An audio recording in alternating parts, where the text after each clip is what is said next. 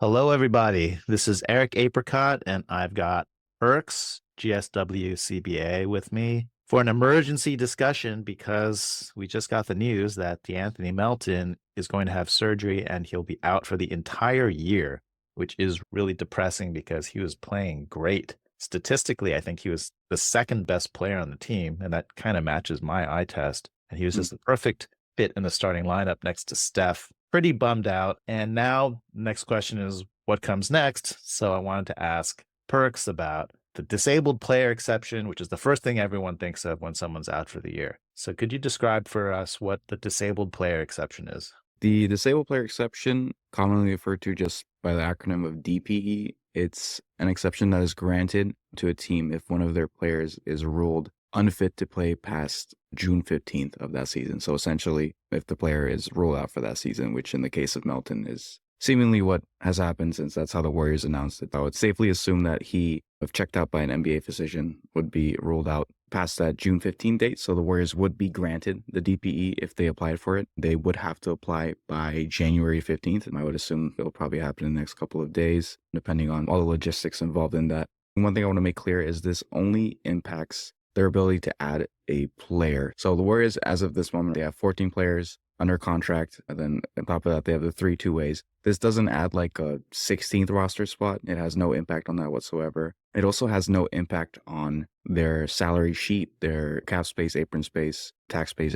Melton still counts out that full 12.8 million. They don't get anything reduced on that. So it has no impact on that. What it does do is it essentially gives the Warriors the equivalent of a traded player exception. So in the value of 50% of Melton's salary, so that's going to be about a 6.4 million credit. And this they can use in order to go out and acquire one single player. It can't be broken up into multiple players. It has to be for one single one, either through signing them as a free agent, acquiring them on waivers if a team waives a player, or through a trade. And then the key thing here is it has to be a 1-year deal. So essentially, it's a tool to give a team the ability to add a player for this specific season only in order to make up for that player that's been ruled out for the season. And the DPE expires on March 10th, towards the end of the season, in order to have a player for the season. But in theory, they could apply right now. And then if it was granted right away, they could use it right away, right? In theory, yes, except the important thing here is that the Warriors' salary situation doesn't allow them to use it. So right now they're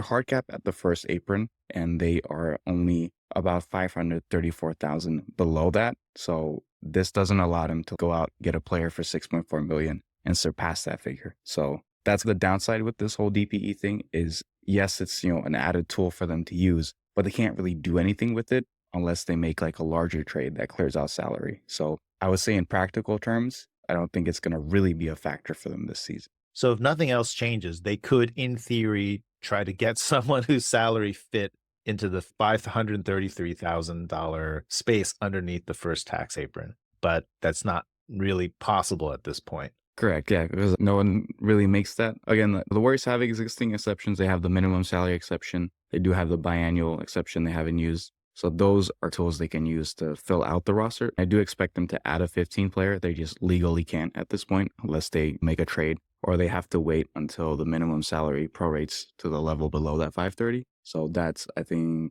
going to be sometime late January where they'll be able to do that. But in terms of using the DPE, it doesn't become relevant unless they make a trade where they send out, for example, like 25 million and they only get back like 19 million, right? And that creates that 6 million gap. And then you can go and use the DPE on a 6 million player. But if you're already sending out 25 million in salary, you have the space in there in the trade itself to make it work. So that's why it's a little bit irrelevant, unfortunately, for them, just because of the whole first apron hard cap. So it's because of the hard cap, they don't have the ability to really use it or do anything with it unless they made like a larger trade where they like got rid of a lot of salary. So just imagining these trades at the deadline, how could the disabled player exception help? In theory, could you stack it up with other exceptions to throw into a trade to make salaries match? Unfortunately, it can't be used that way, much like the traded player exception. It has to be by its own. So you can't combine it with a player or another exception. And for the DP itself, you can't even split it up between 2 players. So you can't get $2-3 million players. So it has to be for a player, one single player who's making less than 6.4 million.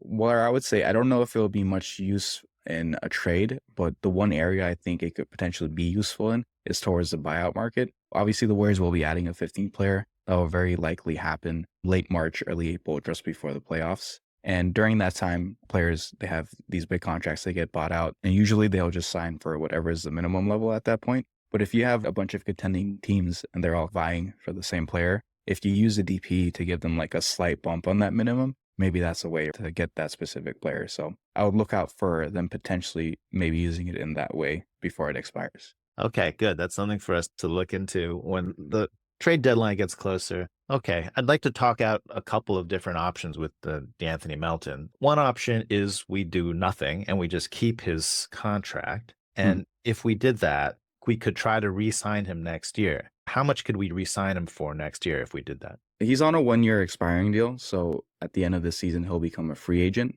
Him getting injured doesn't have any impact on that. What the Warriors will have is something called non-bird rights. So any player who completes 1 season with you, it's a form of bird rights you get. It's like the most basic form, it's non-bird rights. So this allows them to re-sign him to a contract for next season that can have a starting salary that's 120% of his previous salary. So in Melton's case, they could start him out at about $15.4 million for that next season. And then with these non-bird rights, they're allowed to give him up to a 4-year deal, and they can put 5% raises on that. So that's a pretty hefty contract, especially for Melton, coming off this injury. I don't know if he's going to be seeing a ton of suitors. He was playing great. That's a big injury to overcome. So I do think his price will probably be lower than it would have been, obviously, if he had been healthy the whole season. I think the question there obviously will be how much lower it will be. I would think he'd be in the same situation he was this year. This year, he was coming into free agency with a bad back and some question marks, but clearly a ton of talent. And then he decided to make a 1-year show-off deal with the Warriors. In theory, he might be open to exactly the same thing next year. And if he wanted to, say, have a 1-year deal at $15.4 million, and we all agreed, then could the Warriors sign him for even more money the next year? Yeah, so then if he did that 1-year deal this offseason, he would enter the next offseason having spent 2 seasons on the Warriors, and that would grant him the next level of bird rights, which is called early bird rights. So with early bird rights, they would be allowed to resign him to 175% of his previous salary. So if he was making 15.4, they could offer him up to even like 27 million. And the key caveat with that is that it has to be either between a 2 to 4 year deal, because the NBA made it that way because they don't want players just doing 3 1-year deals in order to then unlock full bird rights and get a full max. So if Melton did a 1-year deal this offseason, next offseason he could do like a 2-year deal or up to a 4-year deal because he would get 8% raises. And the 27 million starting salary is probably a lot more than he would be commanding at that time in his career. So 27 million, I would think that's in the ballpark of what he could hope to get if he'd showed out completely this year. Absolutely. In some way, the injury's terrible for everybody, but it does make it possible to imagine him getting signed for a 1-year make good deal next year, which would then unlock this much bigger contract with the Warriors. Whereas before, there's no way he was staying with the Warriors because he was going to get a much bigger deal than the 100% that the Warriors could offer with the non-bird rights. Yeah, that's really the only silver lining we can get from this, because losing him is awful. But it's like the DiVincenzo situation from a couple years before, where he was playing so well that there was absolutely no chance the Warriors were going to re-sign him, because they, again, had the same situation where they signed this player on a kind of a prove-it deal of that mid-level exception, and then he was only eligible for 120% with that non-bird. So obviously the Knicks came in and they signed him to a much bigger contract. So had Melton been healthy this whole season with the way he was playing, he was definitely going to be heading towards that same situation. So obviously now with this injury, I definitely think it's extremely more likely that the Warriors are able to re-sign him, and probably less than that 15.4 million. Again, it depends on what the market looks like, but it's really tough for a player coming off a season-ending injury of this level to get that sort of money. If we work out the other situation, let's say that we traded De'Anthony Melton, but we wanted to re-sign him right back. It's okay, your salary is dead to us now, but let's just try to get someone for this year, and then we'll try to get you back in free agency. He would then become just an ordinary free agent, right? We wouldn't have any special rights to him. Correct. When you trade a player, you trade those free agent rights with him. If the Warriors traded Melton to the Nets or something and he became a free agent, the Nets would now hold non-bird rights. If the Warriors wanted to then re-sign him in the offseason, he would be treated like any other free agent would be treated. So they'd have to use an available exception for that. And in the case of the Warriors, they're projected next year to be, again, like a first apron team. So they would have access to the non-taxpayer mid-level. That's projected to be around 14.1 million for next season. So that would be about the max starting salary they could offer Melton. So it'd be about almost 2 million less than, or a little less than 2 million of what they could offer him. with those non-bird rights if they keep. So that's a factor to consider as well.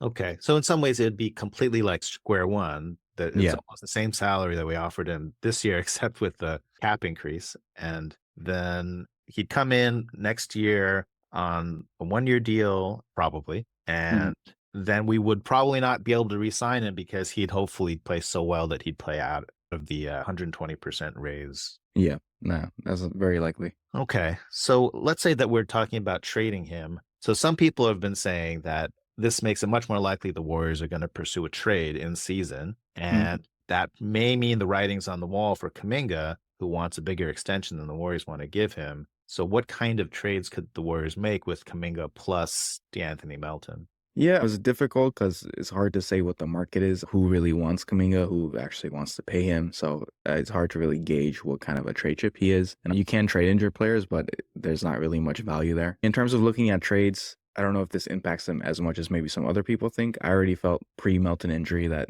I would give it maybe like a 15% chance the Warriors would do something. This maybe adds like 5-10% max for me. The Warriors simply just aren't a really in-season trading team. The only two that they've done in the last decade is the Wiggins D'Lo trade in the 1920 season when they were a bottom feeder, and then that Wiseman Payton trade a couple seasons back when they were teetering and they needed a jolt. But other than that, other than some salary dumping trades, they haven't really pursued the trade market really. Maybe that 2020, 2021 season when, again, they had a DPE courtesy of Clay getting hurt. There was some noise about maybe using it on Tucker or Bielitsa. And at the same time, they were pretty active in the trade deadline, looking at Danny Greens and Aaron Gordons. But again, they ultimately didn't do anything. Here's the thing. Melton is a big loss, but this team is still good. They have the third best record in the NBA. And their vibes have always been very kumbaya. Let's keep this going. Let's not mess with it. So for me, I don't know if it's going to make them want to do a trade. They love their strength in numbers. It's been working. I do still feel like the main issue is they don't have that number 2 next to Steph. And we've all kind of been hoping that either Kuminga can take that leap or Wiggins can play out of his mind. He's been good, but he hasn't been to that level. So that, I don't know if it will really show itself until the playoffs. But if we're looking at trades to consider, I think maybe I would start with something like Melton and a draft pick for a similar player, right? There's definitely some teams out there who have some talent that they would be willing to part with just for some sort of draft compensation. I look at Larry Nance in Atlanta. Atlanta has been doing better maybe than expected, but I don't know if they have a really long-term aspirations for this season specifically. So maybe they would be interested in moving Nance, who I think could be a nice piece for the Warriors for some draft capital. Vasilije Micić, another option in Charlotte. He's been struggling a bit this season, but he could be a nice backup option for the Warriors. He was really good in the Olympics, as I remember. That too, yeah, he was killing it. One more name I want to throw out is DiVincenzo himself. Now, I don't think the Timberwolves would do this, but he has been struggling a lot in Minnesota, so maybe they'd be looking for some sort of shakeup. And obviously, it was good with the Warriors in the past. I think something of that level is feasible. Again, I still feel like maybe the Warriors would rather just keep Melton and the draft capital needed to move him and just look to re-sign him because they are deep and losing Melton hurts, but I think they can make up for it to some level. And I think if they do need to make a trade, it's to package together some of these depth pieces and Kuminga to get a bigger piece. I think the question just is, who could they get?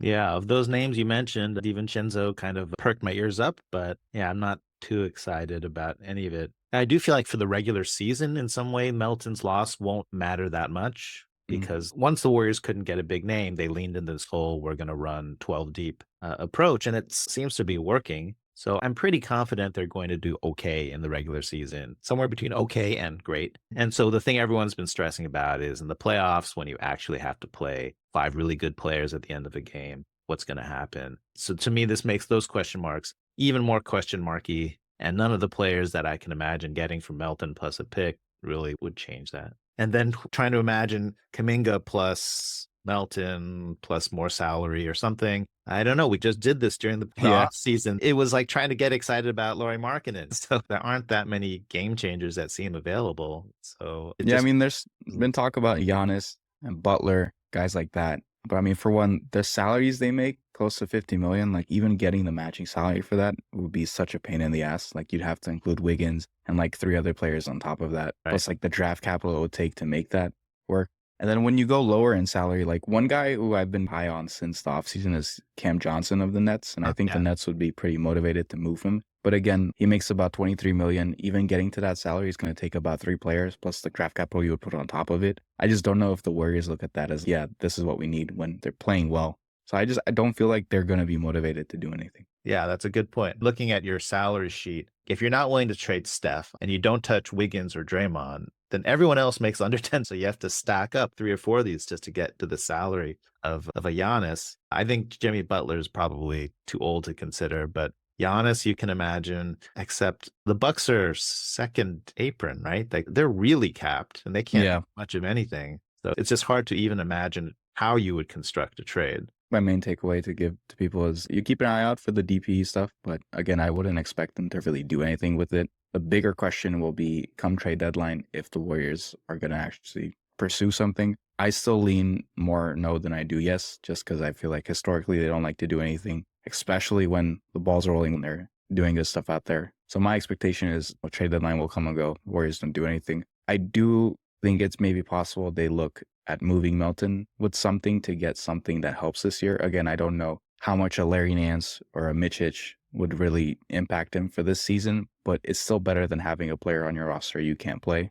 Again, it depends on what their motivations are. And I think the bottom line is they need these young guys to step up. They need Kuminga to play like most of us think he can. They need Podziemski to figure out whatever's wrong with this shot. They need Moody to have more of a role. So I think we just need to see the younger guys take a leap. And that's really what I think the season will hinge on. Thank you very much for the conversation. I hope we have a happier conversation in the next few weeks. Checking in on Santa Cruz. I know you keep close tabs on the Santa Cruz Warriors, and we should get an update on our two-ways and all the other prospects down there. Absolutely. Thank you for having me. Go Dubs, go see Dubs. If you enjoyed this video, please like and subscribe. It really helps the channel. And if you didn't enjoy this video, I promise I'll do better next time.